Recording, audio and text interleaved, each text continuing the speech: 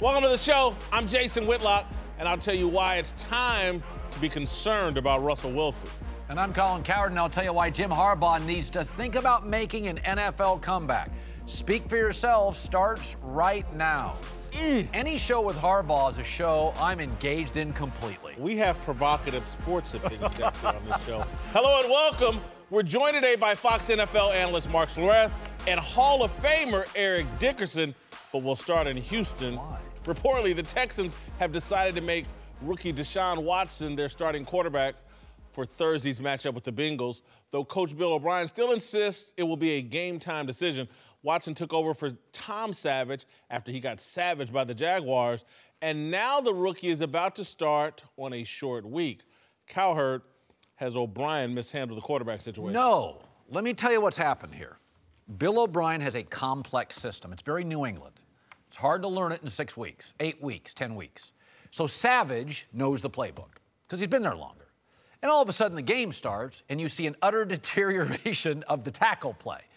And Bill O'Brien's like, uh-oh, I got to get my more instinctive natural athlete, Deshaun, in the game because we don't have a shot here. Bill O'Brien's offense is not made to show up, do a camp, and play. They got trapped. They got trapped. And so, now my feeling's always been Deshaun's the best quarterback in this last draft. I think they're all Bs. I didn't see an A guy like a Wentz guy or a Derek Carr. But I think he got trapped, and I think it was a fluid situation. He went, what guy can avoid this utter chaos? And what young quarterback can I put in harm's way? We can't block anybody, so I might as well get my rookie quarterback beat up early in his career and perhaps erode his confidence. The Jaguars, they didn't block anybody. Right. They had 10 sacks. So you want to put a guy in there that can actually avoid it, or a guy in there that might get murdered? I mean, because Tom Savage might die behind that offensive line. I don't have much invested in Tom Savage. I don't want my young quarterback beat up behind a line that can't block. Here's the great point. You have got an offensive line, the play of the offensive line in general, and the way the league works now, we don't get a practice.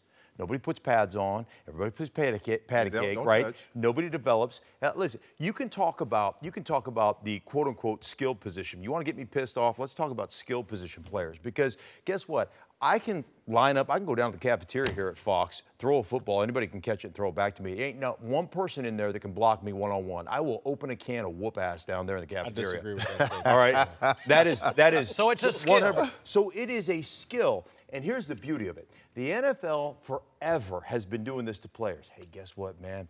Didn't have as good a year last year. I know you got 3 years left on your contract. We're going to give you less money, and you're going to have to accept it. Dwayne Brown, one of the elite left tackles in football, said, I've outplayed my contract, and I ain't coming to camp until you pay me. And guess what? Houston called his bluff. Guess what you should do? You should back up a truck and pay that man, because your offensive line is abysmal. And that would start fixing it a little bit to protect your rookie quarterback. Well, one thing is, now let's take a step back. First thing they should have did, is possibly get Tony Romo from Dallas. That would have been a start to have a quarterback there. I mean, a quarterback that can learn the system very quickly. And also, now, I know this might be a sore subject, but Colin Kaepernick most definitely can outplay Tom Savage. I mean, that would have been a move right there that the Texans should have said, Romo would already be on IR. And Kaepernick would what? He wouldn't be kneeling, I bet you that. He wouldn't be kneeling. He'd be running for his life. But there is something to what Mark's saying, is that there's always been a sense that the real stars are on the perimeter. But with limited practice time, you know this as a lineman, with limited practice time, a receiver and a running back, especially a running back, it's kind of a plug and play. Hold up. Left tackle, center is not. And with the deterioration of offensive line play, Dwayne Brown is worth what a star receiver is. We're way off course here, though. Bill O'Brien, early in his career, gets to work with Tom Brady and the New England system and gets a bit spoiled. He does a nice job at Penn State, comes here to Houston, though. They've had 9 different quarterbacks since 2014. That's more than the Cleveland Browns. That's more than everybody in the league. He doesn't wait long to run them in and out on a yo-yo string. Again, I like Deshaun Watson. I think he's got a bright future. But if you throw a quarterback out there behind a line that can't protect, That's how you erode their confidence and change them for the rest of their career. I would pump the brakes a little bit. I would let Tom Savage go out there and take that beating. That's what he's good for.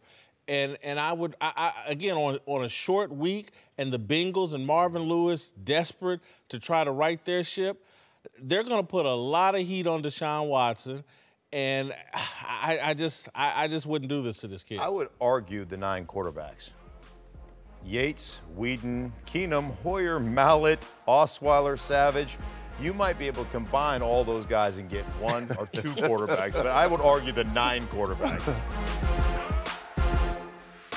Seattle, where the Seahawks offense was, it was atrocious on Sunday, and most of the blame has been falling on the offensive line that left Russell Wilson running for his life the entire game. But now the USA Today actually says that Russell deserves some of the blame himself. The numbers, do they back up the claim? You see him there. Wilson has been very mediocre in the last 9 games. Whitlock, you concerned about Russell Wilson's recent struggles? Same reason I'm concerned for Deshaun Watson. Anybody, if you can't protect anybody, they're going to look like those. That's the numbers you're going to get if you can't protect the quarterback. Having said that, they've paid Russell Wilson to be their franchise guy. He's supposed to be mobile and supposed to be a guy that can handle a bit more of this rush. I would say there's a little blame mostly on the offensive line and not invested in it, but some blame on Russell Wilson. And he's in a locker room that's controlled by a loud, whiny defensive side of the ball. And they're going to start criticizing Russell Wilson again if this doesn't get turned around. Look at these videos you show. He literally has less than 2 beats. Okay, this is a guy, I can give you a graph that has won 8 playoff games. He's an elite quarterback. He has had a really rough time over the last year. Why? It's the lowest compensated offensive line. By the way, there's another Hall of Fame quarterback that's deteriorated in the last 2 years. Who? Phillip Rivers, bad O-line. What young quarterbacks do we love right now? Derek Carr, Carson Wentz, Dak Prescott. What do they have? Good offensive lines. Look at the video here. Who in the world could escape Green Bay's? This is 1001, over. Right. That's a beat and a half. 1001, what? You gotta leave. That's not even 2 seconds. You see, Flair did it to Elway. Do you know why the Rams were able to beat the Seahawks? No pressure. The offensive line. The offensive, that's why they match up, the offensive line. The worst offensive line in the National Football League ranked dead last. You've got to give your quarterback time. Now, see, they don't do the quarterback like they do the running back. Now, if the running back, like Todd was not getting to the line of scrimmage, all of a sudden, it's the running back's fault. We don't see anything. I mean, God, what's happened? All of a sudden, when it's the quarterback, now it's a little different, but it's not the quarterback's fault. It is the offensive line. You have to have time. Anytime that you have a defensive lineman in a quarterback's face, if he's doing this, that play is pretty much for the defense. I called a Seattle Seahawks game early last season. They had 3 guys starting that shouldn't be in the league. I'll say that again. 3 guys starting up front that should not play in the league. Yeah. Like, I was like, I mean, what they do, Tom Cable, their offensive line coach, teammate of mine at the University of Idaho. Supposed to be a good coach. He's a great coach. And what they say is, here's a bunch of crab apples. Make them red delicious apples by the end of the season. Good luck. Yeah. We're all counting on you because we're not going to spend any money. And you know what? He's done a phenomenal job because they did get better last year. They did get to the point where they won a playoff game last year. But what they give him to work with on a year-to-year basis is, I mean, it's one of those things where... No blame on Wilson. No. Well, it's been established he's great. Right. When he has time. If you put a group in front of him that could actually play, he would be. He's an elite quarterback. Yeah, I agree. He's an elite quarterback. Kansas City, your Chiefs, are one of the few teams in the league that they have symmetry. They have all sorts of good players on both sides.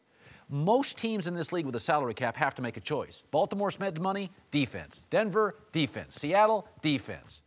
And then Atlanta, offense. By and large, a salary cap's a budget. If you're going to fix the yard, can't fix the kitchen. Seattle has spent no money on that O-line. Got it, Colin, but let's just be careful here, because if anybody from the Legion of Boom is watching, they're sitting there saying those 8 playoff wins you're crediting to Wilson, they're like, man, those were our wins. as well, or we're more responsible. And I just think we're talking about a unique team that's led by its defense. These guys are outspoken. They've already got a little bit of a problem with Russell Wilson. They try to cover it up. If this continues, they're not just going to blame the offensive line. They're going to blame Russell Wilson. All right, well, so let's see what life would be like with Matt Flynn, because that's what you had before Russell Wilson. Let's see how Pete Carroll was 7-9, 7-9 with Matt Flynn. Good luck. Look at Houston. Good luck, Jacksonville. You tell me Russell Wilson's not elite in this league?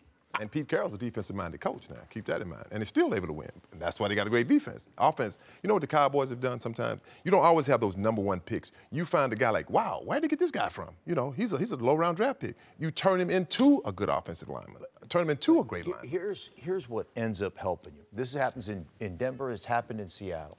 When you have elite-level players on one side of the ball, you know what happens? You draft a kid, and he's getting coached by the coach, but you know where he's really learning? The nuance of the game? Because the coach will tell you where to run the ball. The coach will tell you what the blocking scheme is. The players will tell you how to get it done.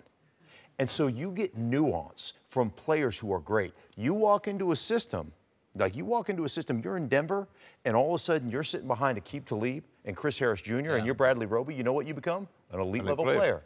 When you walk into Seattle and the guy in front of you, he's a basketball player. Right, the guy in front of you is a basketball player, and he has no idea what he's doing. He doesn't understand the game. That's the guy coaching you. Like, hey, listen, man, I'll just throw stuff on the ball and see if it happens. I mean, you know what? Try this. That's what I did. Let's just grab it. Leading the blind. Right, and that's what happens to these teams that don't take care of that side of the ball. Don't have players that can coach the young players. You're doomed to failure. Welcome back. Joined now by Fox college football guy, Joel Klatt. You don't like winning, apparently. The founder of the Big Lead, Jason McIntyre. Let's move to college football. I was okay with that. Heisman talk picking up. Fox college football analyst Matt Leinart has quarterback Baker Mayfield, Lamar Jackson, and Josh Rosen at the top of the rankings for this award. What? You see what these quarterbacks have done so far this year, putting up big numbers.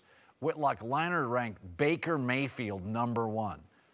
Has he been the most impressive quarterback thus far? No, and before I get to that, I just want to, there's one quarterback on that list, Sam Darnold, who does not belong. He's got 4 interceptions. None of the rest of the guys have any. He is playing out of his mind. I just want he's got 4 interceptions. There. No one else has any. There's a quarterback that overcame a 60-point deficit against Texas A&M, put together one of the greatest things we've ever seen in college football. How is he not? It's got to be him and Lamar Jackson. Josh Rosen and Lamar Jackson you're crediting, have been the most impressive so far this season. So Baker Mayfield tore up Ohio State secondary. Overrated Ohio State team. No, time out. You two love. So Baker Mayfield tore up the Buckeye secondary. So did Indiana's quarterback. You know who has the best secondary easily on the West Coast? Stanford. Darnold ate it alive. With an NFL-level coach, David Shaw, that secondary plays 8, 4 NFL guys, none are seniors. That is the best secondary, perhaps. Maybe that's why I threw 2 interceptions. Because he's playing such a good that's what happens when you play great players. Here's the problem with just looking at the stat sheet, is that you don't understand the type of plays that happen. 3 of the 4 interceptions aren't anywhere close to Darnold's fault. Whereas Rosen should have 3 just he threw it right to the kid. His shouldn't have counted, but his should have counted. That didn't happen. I'm just saying it could very easily be the other way, where Darnold has 1, Rosen has 3, and a loss to Texas A&M. And it wasn't 60, it was 34. I know you're being sarcastic. But Mayfield, listen, first of all, I want to start with Lamar Jackson, because this is unfortunately the style of conversation with this award that has been happening now, and I'm guilty of it, is Lamar Jackson just gets passed over, and we immediately go to the Rosen-Darnold take because the Rosen-Darnold is more NFL. Yes. Which I'm not quite sure that Lamar Jackson's not going to be a very good NFL player, because he's reminding me a lot of Michael Vick, and early in Michael Vick's career, he took the league by complete storm. So Lamar Jackson is doing things, guys, that no other Power 5 quarterback has done. And again, I'm guilty. First one in line. I did not think he was going to play this well this year. He's throwing the ball for over 300 and rushing it for over 100 yards in back-to-back games. No one in Power 5 history has done that from the quarterback position. This guy is playing out of his mind. I'm with you, Joel. I mean, Lamar Jackson, I called him on my radio show the least respected defending Heisman winner ever. But this year he came into it, and Joel, among many others, didn't even have him top 3. You didn't have him top 5, Joel. Guilty as I didn't mean to come after you. to you that hard. Guilty But listen, charge. his stats are up across the board, and scouts in the NFL are saying he is the most explosive quarterback since Michael Vick in college football. That's how good of an athlete he is. Now, I know, Colin, he's not Sam Darnold, and he's not Josh Rosen in the pocket. However, this guy is reading defenses better. He is, by the way, turnover-free. If you guys are all into in stats, you're going to punish USC because they schedule adults. Notre Dame, Texas. Western Michigan. That they have brutal one. Western. Well, they've only played 2, Colin. And then it's Texas this weekend, and then it's into conference play. If you're gonna go stats, I'm not a stat guy. I want to go by what I've seen so far, and I haven't underrated Lamar Jackson. I got him and Rosen neck. Fine, he's been terrific. He's been great. He carved up 2 good teams, I will UNC say this. and Purdue. Well, no, Purdue and UNC are not good. They're good UNC teams. lost to Not Cal. Purdue. UNC lost to Cal. At home. Here's the thing that I want us to appreciate. Because we're going to have this debate, and I get it, and I love it, right? I love talking about these quarterbacks and what they're doing and this and that.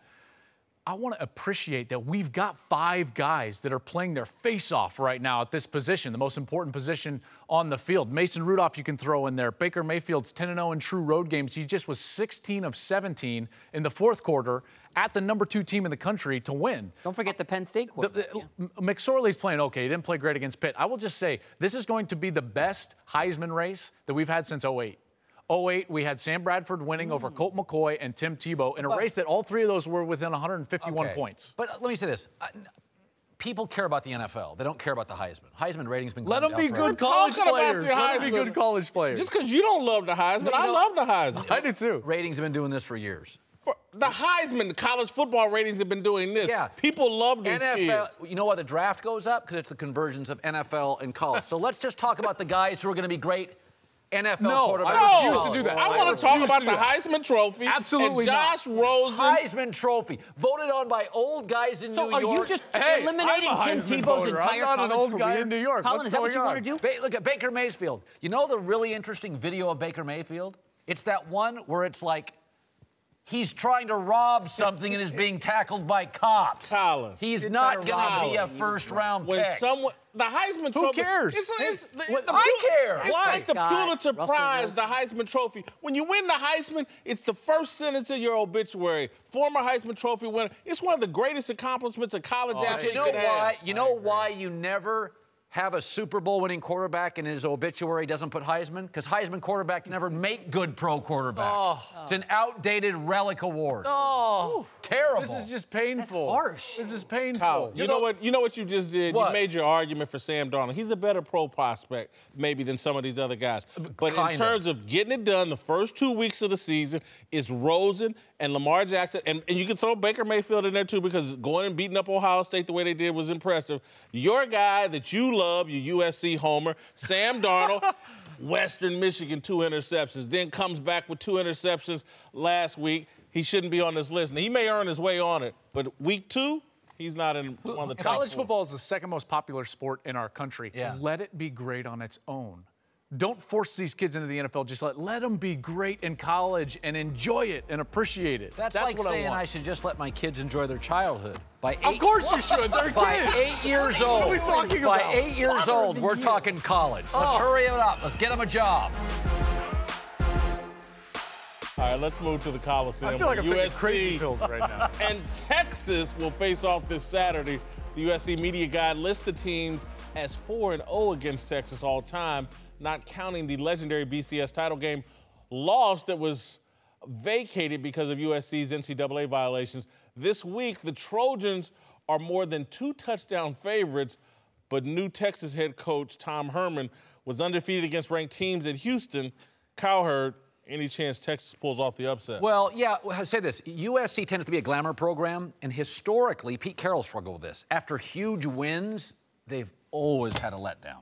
So this has been kind of the bugaboo for USC football for years. It is a glamour program, and the LA media falls in love, and you end up on network shows. So Stanford's now a huge win. And I get Stanford. For USC, it's a huge It's an academic school that occasionally is You're good getting off point. in football. What? Okay. No. Time out. So if USC gets beat this week, it ain't because of Stanford last. But go ahead. Continue. I'm sorry. Okay. So yes, USC has historically been very vulnerable in this spot. Texas still has really great players. they're rebuilding the program. But this is a cautionary moment. Is this the team that gave up 51 points to Maryland in like 500 yards or something? 2 weeks ago. Okay. Listen, I just want to say this quick because I know Joel's fired up. I think Texas has a chance here. So do I. I think Tom Herman, I think that Maryland game is a fluke, is an aberration. Again, maybe but the way they lost, I think Tom Herman's going to sprinkle a little pixie dust, and they're going to be competitive in this game. But he told us that doesn't work. They've got talent at Texas, more than he ever had in Houston. It's possible for them. Well, I kind of zoned out for the last minute because of everything that was being lobbed out there. My goodness, it's like I'm playing cards with my brother's kids up here. I mean, what did I say? I don't even know. Listen, I will tell you one thing about USC. Consistency in a football program, generally in college football, goes with your offensive line. If you've got a great offensive line or a very good defense, you can play at a high level each and every week because that's not hard, right? It doesn't take timing and efficiency on the outside. When you're just a skill position team, and all you do is throw the ball on the outside, that's when it's tough and you have highs and you have letdowns. I think USC is more of a consistent team with their good offensive line, potentially a pass rush that is very good. I think that they're going to play really well this week. Now, Tom Herman hasn't lost a game against a ranked opponent, like as an assistant coach, as a head coach. That's the only thing that I feel like Texas has going for them. Texas has got the athletes, but I will tell you, this is the best USC team since the Carroll era. Oh, my God. It is. I want to add something. Jason, it is because There's the no offensive doubt line is so good. This is the first time. Look at the holes in that game. Stanford is going to be a 10-win team. You know how you get upset when you got more talent than the other guys? Stanford is going to be a 10-win team, maybe 11, and see them in the Pac. They handled Stanford. You know how you Stanford's get upset? Very, very you know how good you team. get upset against a team with less talent than you? Turnovers. And this quarterback is a risk taker. If they turn the ball over, they can get beat by Texas. I'm not saying it's going to happen, but that's how it happened. Did you know that they've won 11 games in a row? Yeah. Did you know that they're -2 in the turnover in those 11 games? So it hasn't affected them on that 11-game win streak, and they're -2. They're not even on the plus side. I got to go back to what Joel said on the telecast Saturday night. This is the best running back duo in the country. Yeah, it is. Right? It is. And that if Darnold's throwing interceptions or struggling, you just hand it off to these two cows in the backfield. I mean, they're just going to plow through Texas. If Maryland had 260 yards rushing, what is USC going to do? I will say this. Why doesn't Alabama get upset? No, it's not just players. Defense. Well, it's defense. They got the best coach, but go ahead. But the culture created by Alabama is very much head down, blue collar work ethos. Darnold and Clay Helton, they're like that. This is not a glamour program. USC provides the glamour. They bring it down.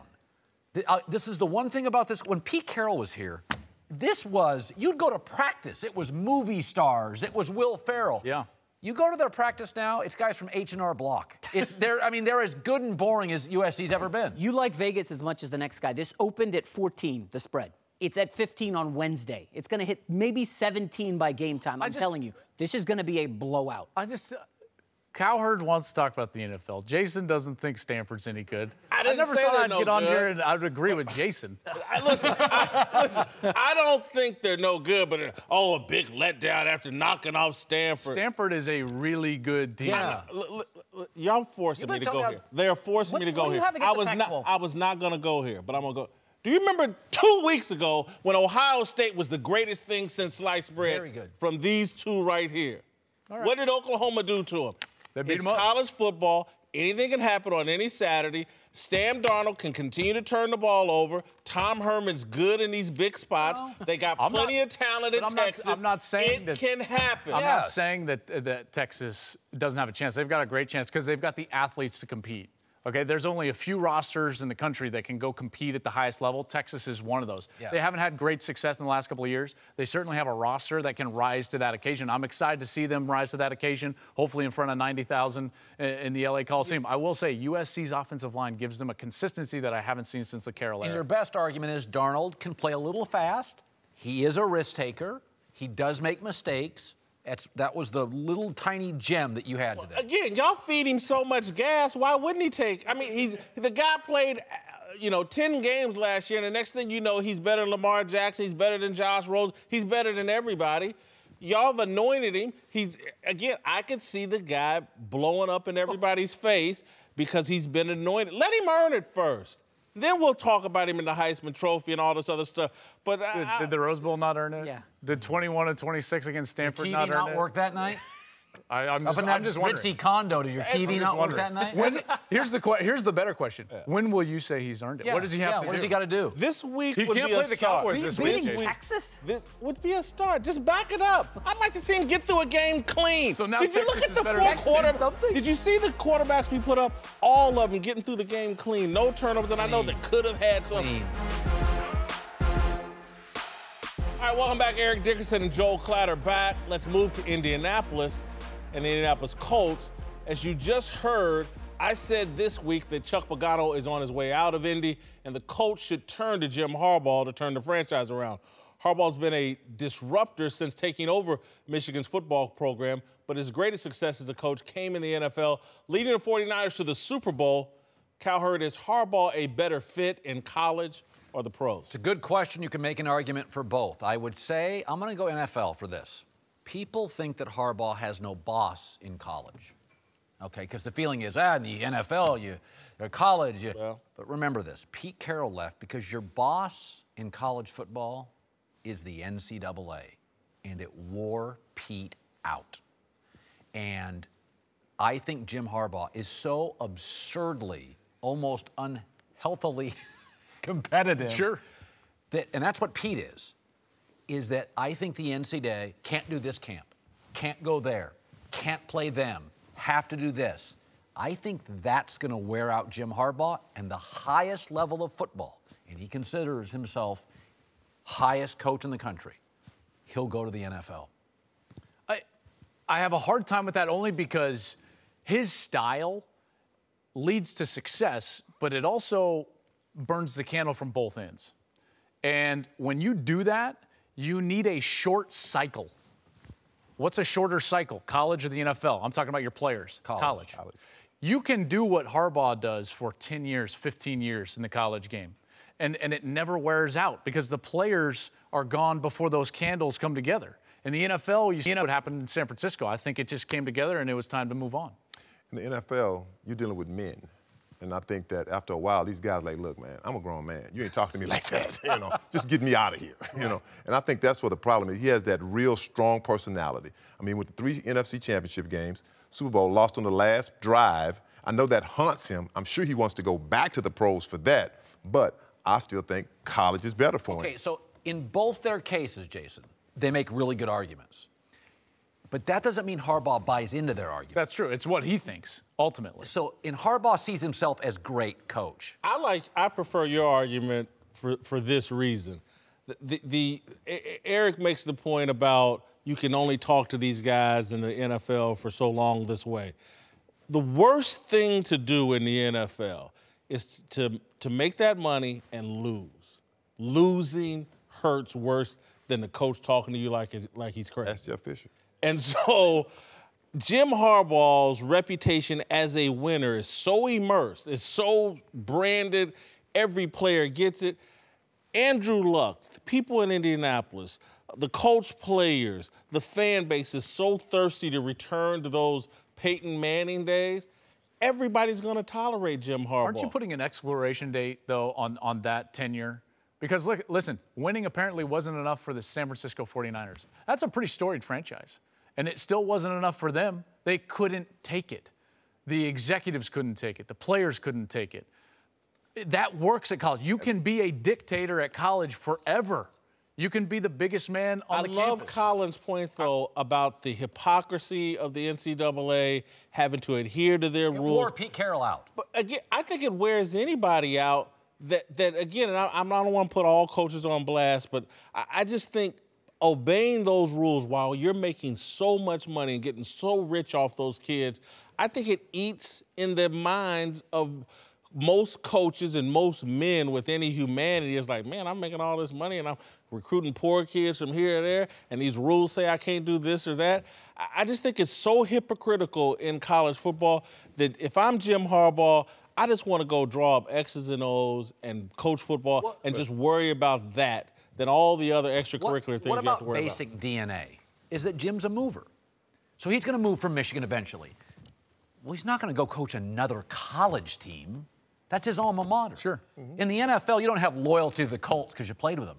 That if we all subscribe to the theory that he's moving eventually, hell, he's still young. He's going to go to the NFL eventually. He's not going to go college to college. He's got the top 3 job in college, top 4. This is a great, you have Andrew Luck. You're not going to do better than that, are you? This might be unpopular on this desk.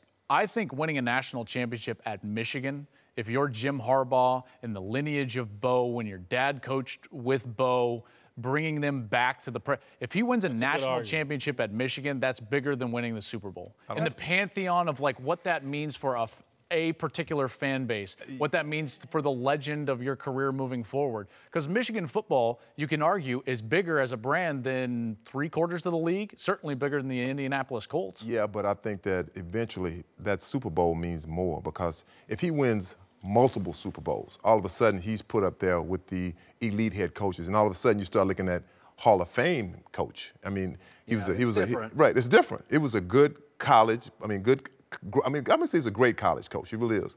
But when you start coaching the NFL and winning Super Bowls, now you're going to, okay, this is a whole different level. You start Jimmy getting that. Johnson's a legend. You start getting that. The Cowboys. Right. Your name starts coming out. They start probably the naming same system with Belichick, Lombardi. Belichick. You better win multiple. Yeah, right? I mean, yeah. I think if they NFL. give him the shot, I think he will win Ask multiple. yourself this. Brady retires in 2 years. Andrew Luck and Harbaugh connect.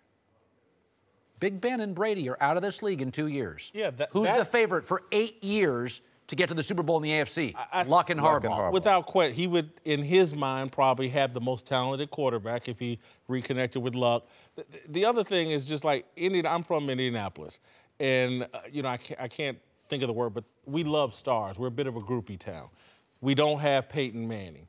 He could go, they wanted. Don't have Paul George anymore. All the rumors were they wanted to install Peyton Manning as the president of the Colts to give the franchise some of that illustrious feel. Jim Harbaugh does all that. I think the Colts are going to make him an offer he can't refuse, give him the power that he wants. And look, I think this year, Joel, he has a shot, and I've been very hard on him, but he has a shot to win the Big Ten. He does. If they win the Big Ten Certainly. He needs and get into the playoffs, if they win the Big Ten and get into the playoffs. I mean, he would be the hottest commodity in the NFL. Oh, my word. No doubt. David Shaw would also be right up there. My last argument, and I understand, I come from the college perspective. Yeah. I get that, right? I love our sport at the college level. My last take would be, let's say you go and just win one. That's amazing, right? Winning a Super Bowl. Wouldn't it feel a little bit like Gary Kubiak at Denver? If Jim Harbaugh won one with the Colts? Yeah. Well, but Luck would get a lot of credit. Luck would get all the credit. It would be Elway. Remember, it was Elway, Manning, defense. Oh, hey, who was the head coach for Denver? He stepped it was into Gary a Kubiak. ready-made situation, though. But let's say he wins multiple Super Bowls. Let's say he wins multiple Super Bowls. Eric, that's where you got a great point. Now you're talking about the now Colts. you're talking. Yeah, now you're talking. The Colts are hot garbage. Kubiak took over a team that was ready to win.